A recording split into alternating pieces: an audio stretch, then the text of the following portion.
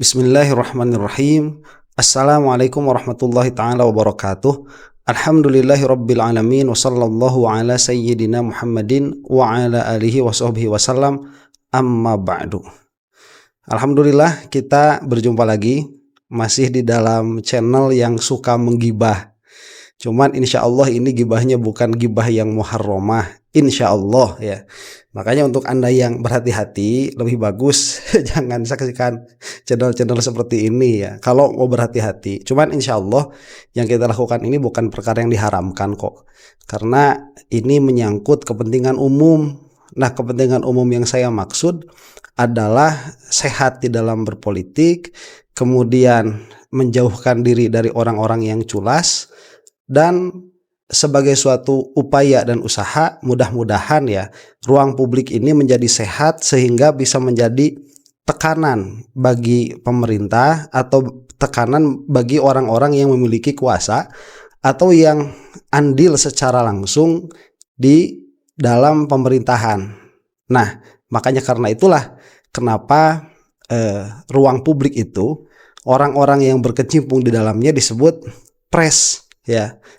Kepada kita jadi pers namanya. Kalau namanya itu, kalau dalam bahasa Inggris itu press. Jadi ada tekanan begitu ya, menekan kepada orang-orang yang memang merasa punya kuasa. Nah, bagi Anda yang sedang sakit, mudah-mudahan cepat sembuh. Bagi yang sedang usaha ya, sedang bekerja dengan cara yang halal, mudah-mudahan dilancarkan oleh Allah Subhanahu wa taala dan semoga menjadi ibadah terlepas dari hasil yang dihasilkan dari pekerjaan tersebut. Amin. Nah, sekarang kita mau membahas apa ini? Kita mau membahas Egy Sujana lagi ya. Karena memang nih orang membuat kita geleng-geleng kepala. Membuat saya lah setidaknya begitu ya. Heran, kok orang yang tadinya sangat frontal terhadap pemerintah, ya terlepas dari pemerintahnya siapapun, itu sangat kritis sekali Egy Sujana itu. Tetapi di akhir, saya tidak mau menyebut di akhir hayat ya, karena belum mati yang bersangkutan ini.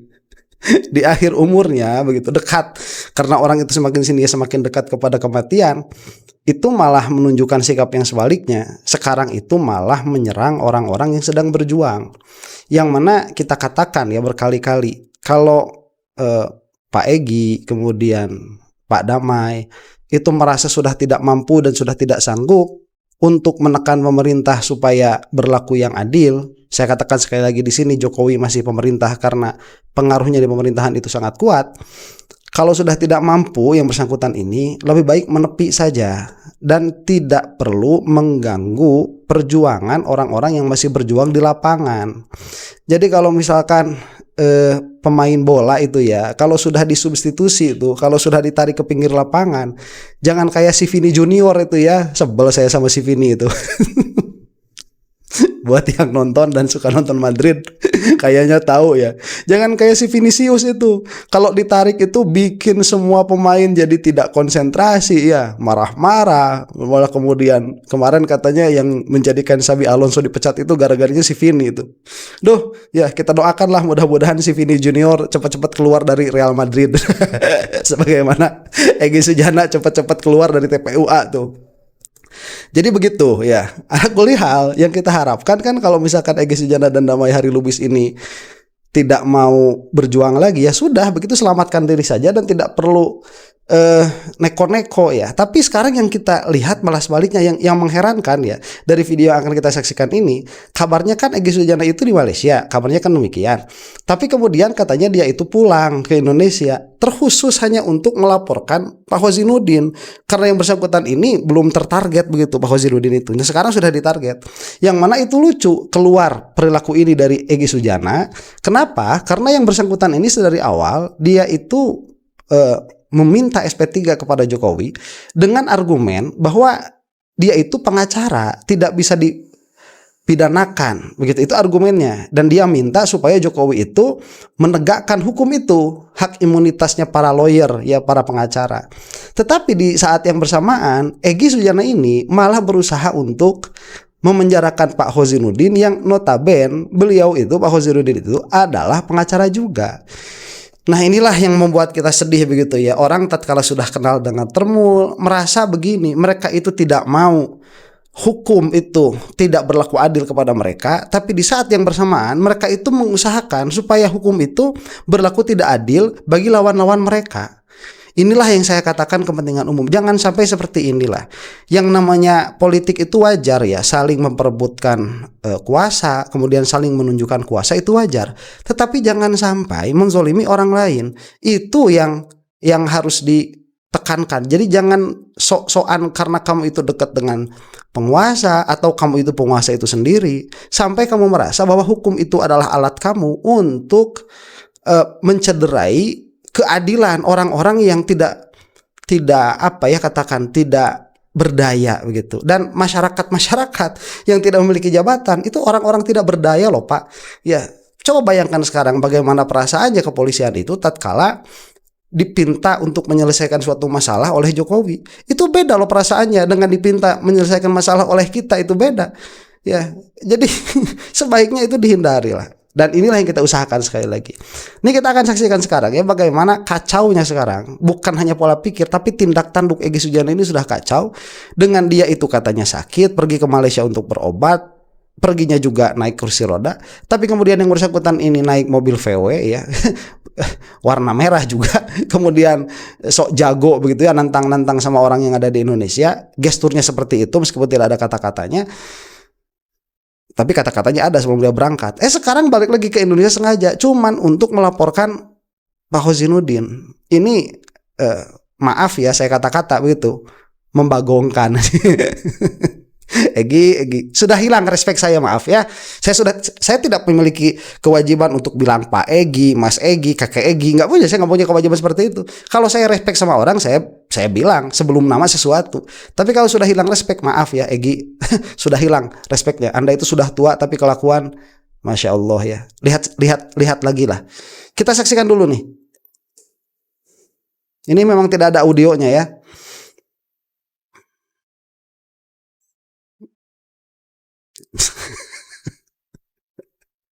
ini menyedihkan ya. Entah dokumen apa yang diberikan di sini. Nah, ini baru konferensi persnya ya, meskipun 2 orang ya, tidak banyak konferensi persnya itu. Akan menarik apa yang dikatakan oleh Bu Eli Danetti nih. Sampai sekarang jam berapa nih? Jam 23 akhirnya Bunda bisa memperlihatkan kedatangan Bunda apa? Mungkin saya melihat video yang dilakukan Hozinuddin yang luar biasa. Ini benar-benar terhina ya. Klien saya mendesak, menyuruh buat LP pada tanggal 23. Karena kami melihat video itu tanggal 23. Kemudian tahu Bang Egy bilang jangan sendiri. Situ kan nama DHL dibilang juga. Makanya kita hubungi DHL. DHL baru tadi dapat dihubungin. Oke, sebentar. Saya tidak mengerti video mana yang dimaksud oleh Bu Eli ini. Yang punya linknya, yang tahu, saya minta dengan hormat tuliskan di komentar ya. Bagi yang tahu nih, saya minta informasi supaya bisa lebih clear permasalahannya macam apa. Nah, kita tidak peduli libur atau segala macam. Begitu saya jumpa DHL di SPKT, ya kita buat LP lah. Ya, sampai jam 4 tadi. DHL mungkin siapnya maghrib tadi ya. Kenapa kami baru siap hari ini jam segini? Karena nunggu Bang Egy dari Bandung. Besok Bang Egy udah pergi lagi ke Malaysia untuk proses obat di Malaysia untuk cek ulang ya. Dan sebentar, ini katanya kanker stadium 4 ya. Harus cepat-cepat pergi ke Malaysia untuk berobat sampai minta SP3 kepada Jokowi.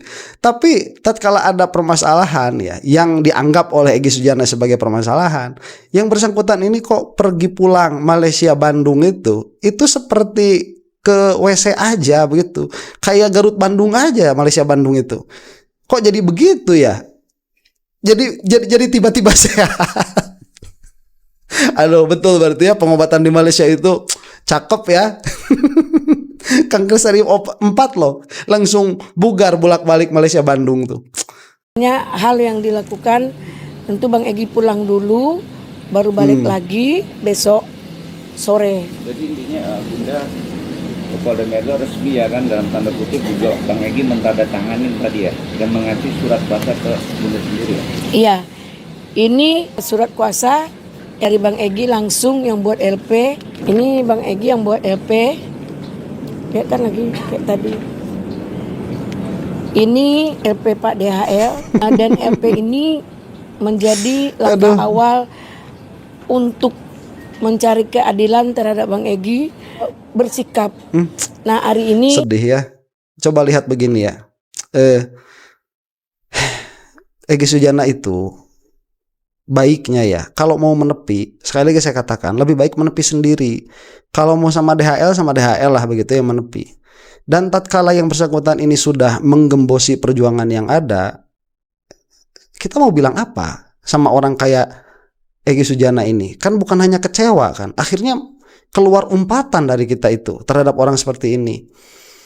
Jadi saya itu mendengar ya, setidaknya kan begini, apa-apa yang dilontarkan oleh Khozinuddin, setidaknya begitu, itu pasti berupa kritik.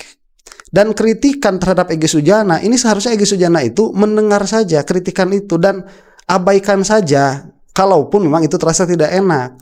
Yang mana seharusnya kritikan itu bukan diabaikan, tetapi didengar, kemudian dijadikan pertimbangan untuk menilai diri sendiri.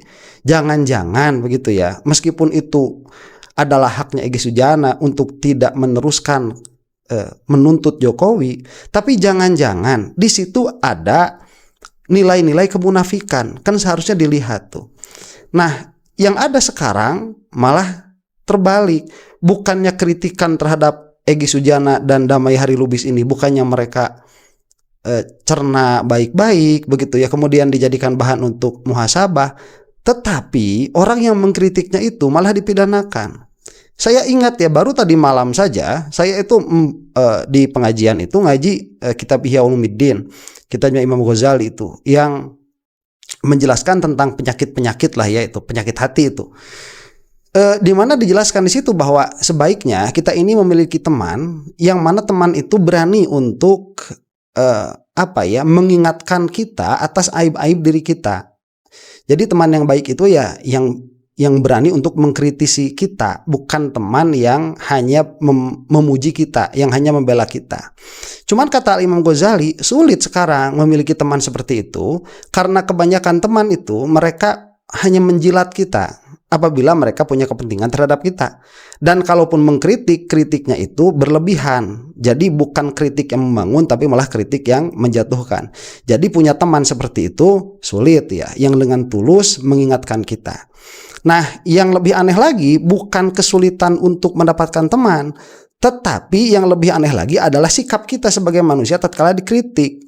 Jadi ini pada zaman Imam Ghazali begitu ya, kata beliau, zaman ini tatkala orang dikritik bukannya menerima kritikan itu, tetapi malah menyerang orang yang mengkritik dengan perkataan yang sama. Jadi kalau misalkan dikritik, AA itu kerjaannya tiap hari ngomongin orang, saya malah gini, kamu juga sama ngomongin orang, malah begitu, bukannya diterima itu kepada hati ya. Ini kan secara umum ilmunya dulu begitu. Nah, kalau sekarang itu kata Imam Ghazali sudah parah tuh segitu. Jadi kita itu malah anti kritik, yang mana orang-orang yang mengkritik kita, malah kita kritik balik dengan kritikan yang sama. Itu kan tidak menunjukkan bahwa kita ini ingin mengkritik teman kita tatkala dia mengkritik kita. Bukan, itu menunjukkan bahwa Anda itu anti kritik dan malah mengembalikan kritikan yang sama yang disampaikan kepada Anda. Jadi intinya Anda itu cuma pengen berantem begitu tatkala dikritik sama orang. Nah, bayangkan sekarang ya, ini yang sudah lebih bermasalah lagi. Kan kritikan terhadap Egy Sujana ini substansi permasalahannya ada. Atau kritikan terhadap Jokowi lah dalam hal ini, itu juga substansi permasalahannya ada. Mereka itu saking hancurnya kelakuan mereka, orang yang mengkritik bukan hanya tidak didengarkan, bukan hanya dikritik balik pada saat yang bersamaan, tetapi juga berusaha untuk dipenjarakan. Ini macam apa ya yang ada di kita itu? Macam apa? Ini sudah kerusakan yang amat rusak. Makanya kalau kita tidak setidaknya mengingatkan begitu ya, terserah para termul-termul itu udah begitu, mereka sudah tidak bisa melihat fakta. Adanya demikian, OVA UGM kemarin meralat Jokowi itu berapa kali? 2 kali kan meralat meralat tanggal lulusnya Jokowi, kemudian foto itu sudah jelas ada permasalahan juga. Nanti itu banyak sekali permasalahannya. Termul itu fakta nggak mau dilihat. Udah, jadi saya tidak berbicara kepada termulnya. Ini kita berbicara kepada orang-orang yang masih memiliki nurani agar negara ini menjadi lebih baik dan agar orang-orang yang memperjuangkan kebaikan itu istiqomah di dalamnya, tidak menjadi munafikin. Meskipun munafik secara logo itu kita tidak menginginkan itu, makanya kita berbicara. Dan rusaknya, anehnya sekarang orang tatkala dikritik, dia itu bukannya menerima atas kritikan itu, yang mana kritikannya sekali lagi saya katakan ada substansinya, tetapi orang yang mengkritiknya itu malah berusaha untuk dipenjarakan. Ini kita mau biarkan begitu keadaan seperti ini? Ya setidaknya lah kalau hukum memang sekarang sedang berpihak kepada Jokowi karena Kapolrinya juga orang pilihan Jokowi, ya setidaknya kan ada sanksi sosial, ya ada pers, itu press, ya ada tekanan tuh dari kita. Tapi ya orang-orang seperti Egy Sujana, kita lihat dari Zohir begitu ya, sudah rusak yang bersangkutan itu, sudah rusak. Hampir-hampir ya naudzubillah min dzalik ya, tidak ada harapan untuk taubat itu, tidak ada harapan untuk kembali. Naudzubillah min dzalik. Ya, kita doakan saja mudah-mudahan Egy Sujana taubat tuh. Kasihan. Demi klien saya akan lakukan apa saja. Karena sulitnya membuat LP ini dengan pembuktian-pembuktian, akhirnya baru kelar hari ini. Maaf, jangan suuzon lagi karena saya buat LP ini udah 2 hari. Ya. Nah, untuk supaya lengkap membersamai DHL, maka pada malam hari ini LP-nya dapat diterbitkan. Bang Egy baru berangkat untuk istirahat, persiapan besok mau ke Malaysia. Dalam proses pelaporan LP, dalam waktu berapa hari tuh, kita aja orang yang sehat ya, saya ini Maya orang yang sehat, kalau bepergian itu butuh waktu buat recovery itu, apalagi bepergian naik pesawat terbang ada jet lag begitu ya, dan lain sebagainya. Ini orang yang katanya kanker stadium 4 itu mempertaruhkan nyawanya hanya untuk memenjarakan orang lain. Menyedihkan itu. Coba bagaimana keadaan psikologinya siapa Egy Sujana itu ya, kasihan. Ini ada 2 substansi, siapa yang dilaporkan? Ya, apa teman Kojinudi juga ada tuh yang lain gitu? Tadi sulit juga pertimbangan. Bang Egy rencananya, kalau Bang Egy ya, kalau DHL kita nggak tahu ya. Kalau Bang Egy rencananya itu 5 orang. Ada Kozinudin, Roy Suryo, Rustam, siapa tadi? Rizal. Kurnia enggak ada niat Bang Egy untuk melaporkan karena Kurnia tidak melampaui batas. Jadi intinya ada beberapa orang tapi yang dilaporkan ada 2 orang. Ya, pertimbangan tadi maaf saya diminta Agusto untuk tidak melaporkan Rustam karena Rustam ini bagian dari keluarga besarnya, istrinya Rustam, dan saya juga dan Rustam dengan istrinya. Pertimbangan kepada Bang Egy bilang saya nggak nurut atas instruksinya, akhirnya dia juga nggak open gitu, nggak peduli gitu, terserah. Nah ini sebaiknya begitu ya Bu Eli, kalau berbicara agak panjang seperti ini, konteks awalnya, kronologinya itu disebutkan dulu begitu, supaya ini kan video utuh, supaya kita itu tidak menebak-nebak ada apa sih belakangnya, biar jelas begitu ya. Ini kan pers ya, supaya halayak tahu, supaya publik tahu. Jadi kronologi awalnya ya seharusnya disebutkan.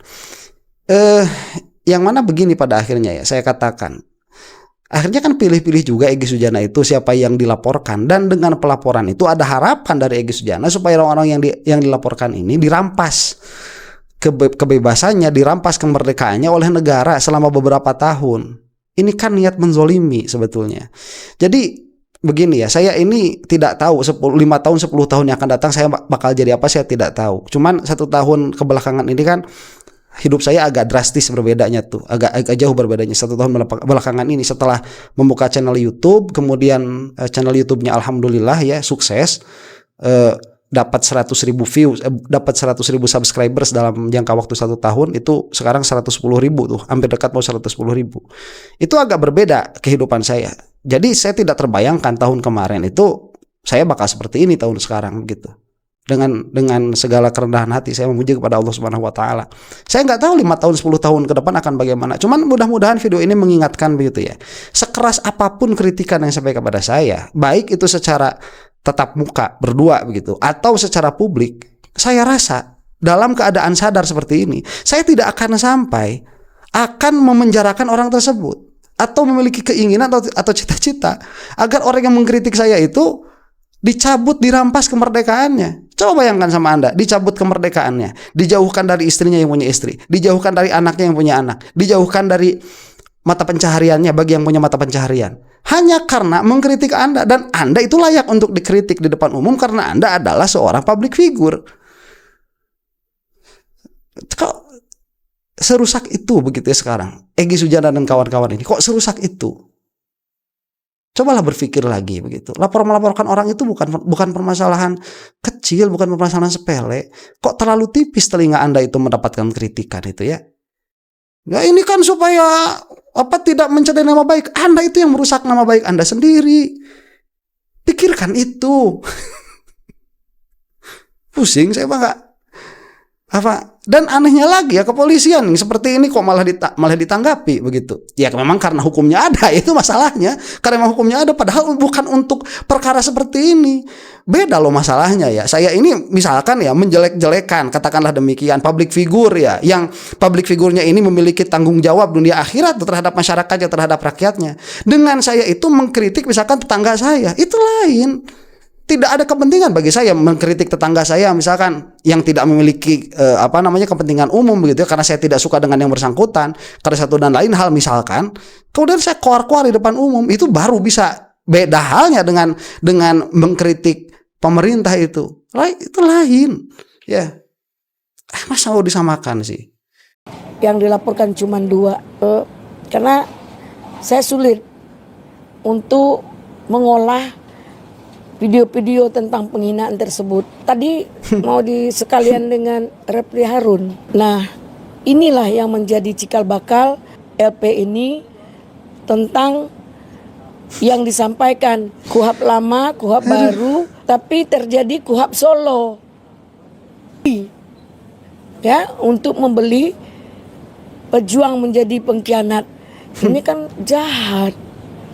Bukan jahat, itu kelakuan Egy sendiri. Saya katakan seperti ini, minimalnya ya, tidak ada yang mengatakan dengan frontal, mengatakan Egy Sujana itu menerima duit 100 miliar. Tidak ada. Itu sangkaan yang di belakangnya. Sangkaan bisa jadi. Dan kalaupun tidak ya, Egy Sujana itu sudah dibeli dengan SP3. Itu, Egy Sujana itu menjual dirinya demi SP3. Mau gimana? Itu sudah kenyataannya kok. Berhenti dari perjuangan, kemudian mengolok-olok perjuangan yang lain. Sekarang bukan hanya mengolok-olok, tetapi juga berusaha untuk memenjarakan. Coba sekarang begini ya, siapa yang berusaha untuk memenjarakan Egy Sujana itu? Nggak ada. Kita kasihan kok yang ada itu. Saya agak bingung sama pola pikirnya. Gini ya, Anda lihat, Egy Sujana itu merasa dirinya merasa dirinya itu terhinakan lah, katakan demikian ya. Merasa dirinya terhinakan karena si Egy ini dia merasa punya power begitu ya, punya duit, makanya bayar pengacara juga. Memang berapa bayar pengacara kayak gini? Mahal itu, mahal. Kecuali kalau misalkan memang yang bersangkutan ini pro bono begitu ya, ini udahlah saya dapat tampil di depan orang begitu supaya menaikkan prestisnya sebagai pengacara. Saya tidak tahu kalau begitu. Cuman kalau secara umum orang itu mau pakai jasa pengacara itu mikir-mikir dulu. Mahal, apalagi bisa berhari-hari, gak tahu selesainya kapan. Berhari-hari bisa berminggu-minggu. Yang dikeluarkan oleh Egy Sujana itu ya tiket pulang pergi Malaysia, kemudian di Malaysianya harus tinggal, bayar penguatan di sana, bayar pengacara juga, keluarganya juga harus dihidupi. Kita kan kalkulasi, hitung-hitung. Kalau nggak ada duitnya dari mana, dan kerjaan Egy Sujana itu apa? Kemudian kalau di belakangnya ini pada akhirnya ada analisa nerima duit, kan wajar. Meskipun itu hanya sekedar analisa dan itu disebutkan menjadi analisa. Oh, kita negeri berpikiran. Saya tidak mengatakan itu benar secara syariat ya. Cuman secara analisa bisa-bisa saja. Dan apakah kemudian sikapnya Egy Sujana itu menjauhkan hal itu semua? Tidak. Dia itu malah memprovokasi begitu. Ya, dengan cara-cara seperti ini.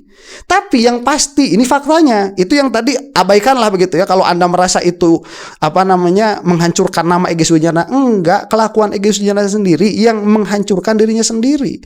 Kenapa? Karena faktanya dia itu berubah drastis seperti itu karena dikasih SP3 sama Jokowi.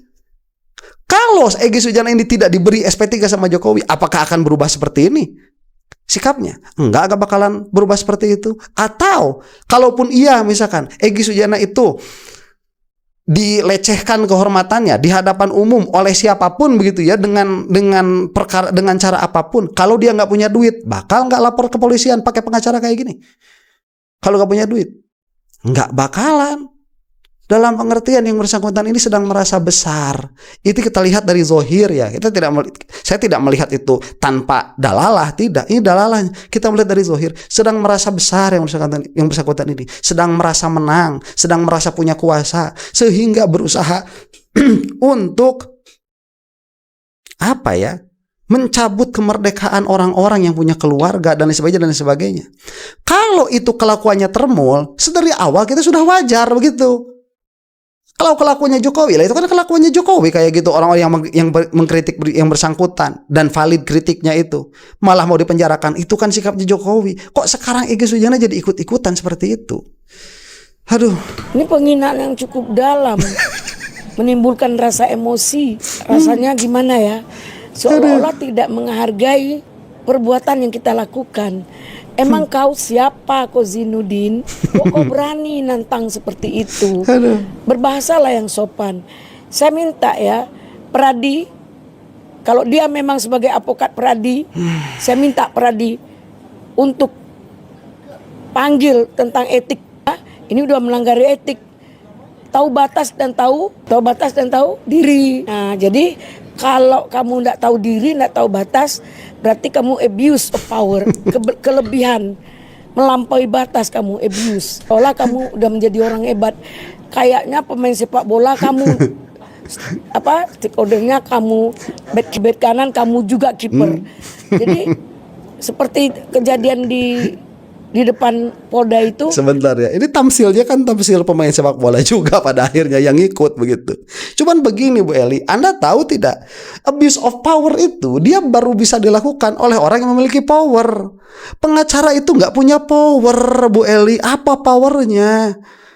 Ya, abuse of power itu, nih orang punya power seperti kepolisian, itu punya power diberikan oleh undang-undang untuk memiliki kekuatan. Kekuatan untuk apa? Untuk mentersangkakan orang, itu ada di kepolisian. Untuk menangkap orang, itu ada di kepolisian. Bagaimana abuse of power itu? Tatkala misalkan nih langkah-langkah yang harus ditempuh untuk mentersangkakan seseorang itu malah tidak ditempuh, tetapi mentersangkakan seseorang itu namanya abuse of power. Kalau misalkan langkah-langkah yang harus ditempuh untuk menangkap seseorang tapi malah tidak ditempuh, tiba-tiba menangkap seseorang, itu namanya abuse of power. Sekarang power apa yang dimiliki oleh Kozinuddin itu? Apa powernya? Kalaupun misalkan mau tadi, oh ini melanggar kode etik, ya setidaknya ya kalau memang mau menegur, tadi ke Pradi sudah benar, nih ngapain ke polisian? Kalau mau menegur supaya bersangkutan ini mikir begitu. Memang mungkin ya ketidaksukaan itu ada, tapi sekali lagi saya konteksnya tidak tahu apa di sini konteksnya. Cuman apapun konteksnya, ini kan permasalahan di ruang publik, ini kan permasalahan di public sphere tuh. Kenapa tidak diselesaikan di ruang publik? Egy Sujana itu kayak bukan aktivis aja begitu ya, kok disinggung segitu marah. Ya, bukan hanya marah tapi berusaha untuk mempidanakan orang yang mengkritiknya begitu. Ini menjadikan pada akhirnya ya.